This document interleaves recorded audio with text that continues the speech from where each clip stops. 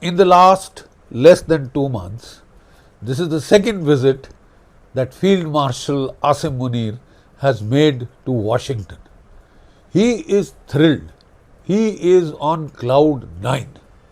You see, the problem in Pakistan is that the slavish mindset of 250 years of colonialism is still lingering, is still carrying on. You know, they used to bootlick the British when they were there, especially West Pakistan, the Punjabi community of officers. And now they sort of miss that colonial era of slavery, and they are very keen to look for boots to lick.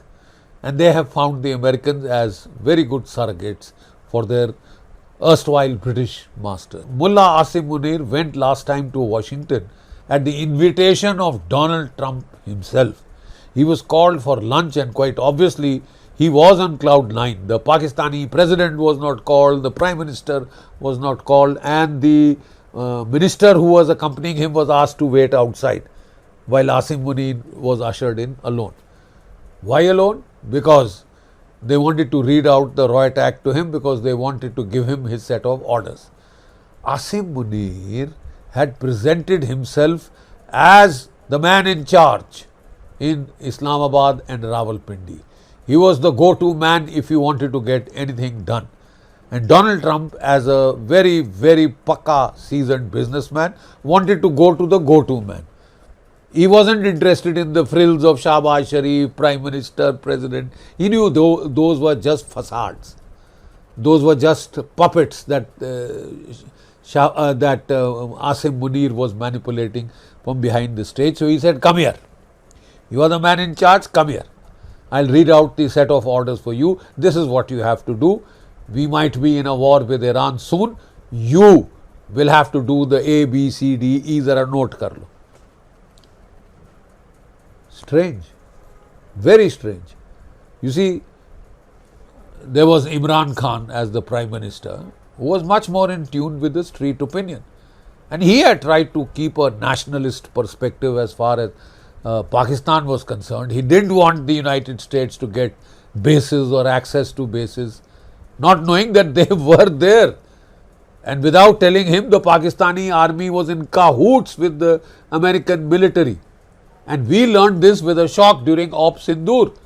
When we hit the air command and control post at Noor Khan to stymie the Pakistani air operations, because they were hitting or trying to hit our air bases, right? We inadvertently hit the nuclear command post of Pakistan, and what we realized later was that this command post had been constructed by the General Electric Company of United States at a cost of $500 million, and this had been most extensively used in the Afghan war.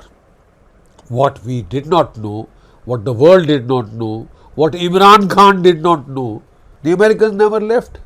They continued to operate from these bases because there was such good equipment installed there. There were the computer servers, satellite communications involved there, and there was even speculation that they had some nuclear weapons stored there, possibly for use against Russia or China from unexpected directions. And possibly some of the things seem to have been hit were very sensitive for the Americans. Now, for Christ's sake, how the hell were we to know that so many years after you fled from Afghanistan, you are still hanging around in Pakistan? And if there is a war, the decent thing to do is to get out of the way. You got nothing to do with that war, except now, when the things are changing. But when these classified presentations were given to Donald Trump, he was a damn sight very annoyed. And one of the reasons for putting 50% tariffs on India is because Indian Air Force, Indian drones have hit and destroyed a number of these command and control facilities erected with American money at the American taxpayers' cost. Now, as far as Asim Munir is concerned, when he went to America the second time, this time, he was invited for the farewell of the Central Command, the CNC Central Command General Corilla, who's become apparently a great buddy of Asim Munir, the closest buddy. We have China and Pakistan as iron brothers and ironclad friendship, etc., higher than the seas, deeper than the mountains. The Chinese are in for a shock. The Americans have now had a deeper relationship with Pakistan. It's very simple. All Pakistani officers like to send their wards to study in the United States or UK. They like to buy very expensive houses in the US or UK, and after retirement live there in style and in peace, because Pakistan is a mad country, a haven of terrorists. So they want to get the hell out of their own country and go to a civilized place somewhere in the United States or UK. To that extent, the CIA can buy off any Pakistani military officer. I mean, at ridiculously low costs. Just a green card can buy off any American. The Americans can buy off any Pakistani military officers, Army, Navy, Air Force. They go specifically for the Army because the Army is the one in charge. Right? So he went to Corilla's farewell party.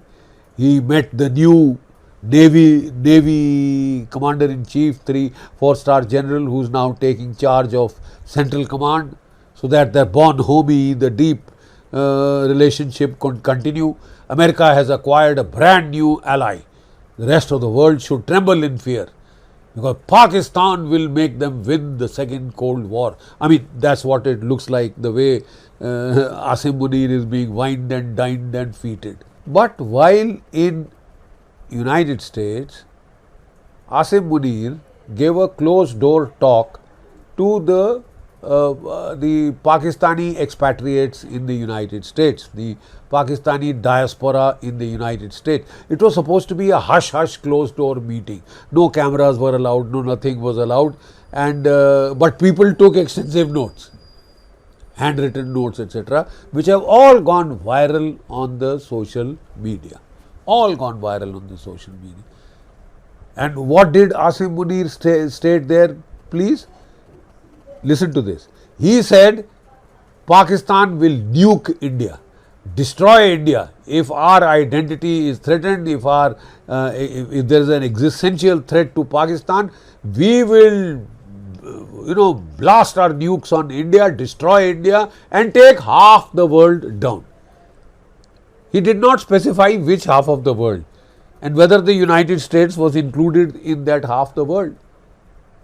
But such a statement from a responsible functionary of the Pakistan government, who is actually the de facto president behind the scenes, impatiently waiting for Zardari to realize the ground reality and get out of the way.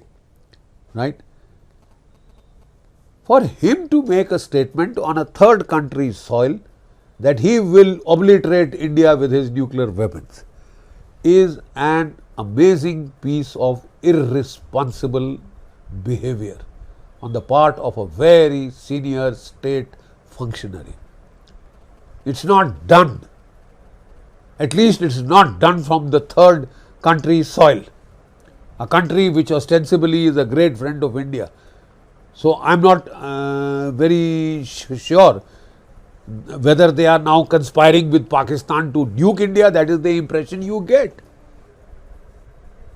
You see, this is ridiculous, and that is why the Ministry of External Affairs in India has come out with a very cogent, very rational statement that Pakistan cannot be trusted with nuclear weapons. It is a most irresponsible state. Pakistan has 650,000 strong army. It has 450,000 armed terrorists. If there is one country in the world where nuclear weapons can fall into the hands of non-state actors, it is Pakistan. And if that would happen or could happen, it would be a catastrophe not just for India but for the whole world, for the United States itself. They have faced this tamasha before in 9/11, 26/11, etc., etc. We've all seen the kind of tamashas that the Pakistani ISI in cahoots with the terrorist tanzeems has been up to. Please don't forget, Pakistani officers have blood relationships with terrorists, globally designated terrorists. Let me just give you a small example. Lieutenant General Chaudhary, Asim Chaudhary, the Director General ISPR, Inter Services Public Relations of Pakistan. Who was his dad? His dad was a nuclear scientist who had gone rogue. He had opened a Mullah Tamir and Now, an NGO which was in close touch with Osama bin Laden, and he had promised to make a nuclear bomb for Osama bin Laden. His son is today a 3-star general in the Pakistan army. Please understand the depth of the linkages between the deep state, the Pakistan military and the terrorists. Why go very far? In the recent Op Sindoor, when over 140 terrorists were slaughtered in Pakistan by the Indian Air Force and the Indian Army, who hit 9 terror camps, terror targets, infrastructure targets. The funerals of globally designated terrorists were attended by Pakistani lieutenant generals, major generals, laying wreaths on behalf of Asim Munir, draping their coffins in the Pakistani national flag, giving them ceremonial, funerals with the last post and the rest of it. Globally designated terrorists. So, the close linkage between the deep state in Pakistan, the army military ISI complex and the terrorist organization was on display for the world to see. If after that you can still trust Pakistan with nuclear weapons, well, it is the world's funeral. It is the funeral of the United States.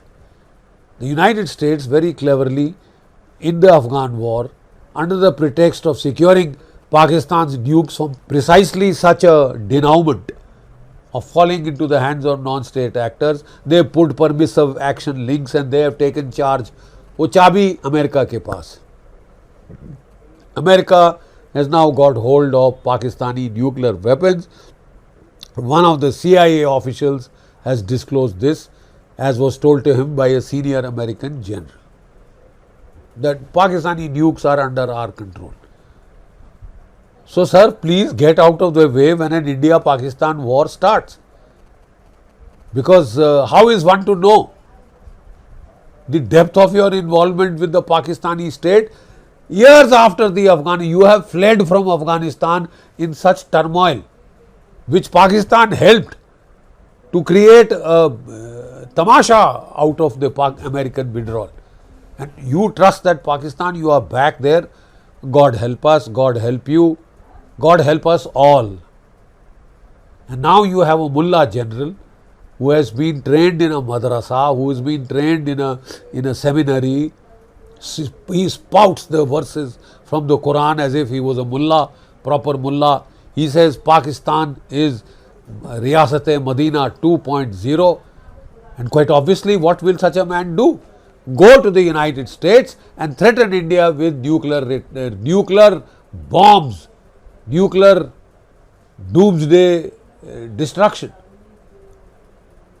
He also threatened that if India builds a dam on the Indus, he will fire 10 Pakistani missiles and destroy that dam. I just want to remind him of one thing, and this is extremely important. The world has still not woken up to the fact of one of the greatest outcomes of Operation Sindoor. And what is that, sir? The third onset of the third nuclear age. What do I mean by that? In the third nuclear age, countries with small nuclear arsenals like Pakistan are now on notice. Their nuclear weapons cannot hope to penetrate the excellent integrated air defense systems of countries like India, Israel, United States, etc. They cannot hope to penetrate. And if any proof was required, Pakistan fired 3 tactical ballistic missiles towards India in Op Sindoor. What was the result? Our S-400s shot each of them down. The Barak 8s were also, employed in this to ensure that there was no probability of survival. The kill rate has been technically 100%. As far as their drones were concerned, they let off about 1,200 drones. 90% has been the kill rate. We have almost equaled the Iron Dome. And as far as the missiles are concerned, of course, not very many missiles were fired, but the success rate was 100%. So this is the defensive capability of India.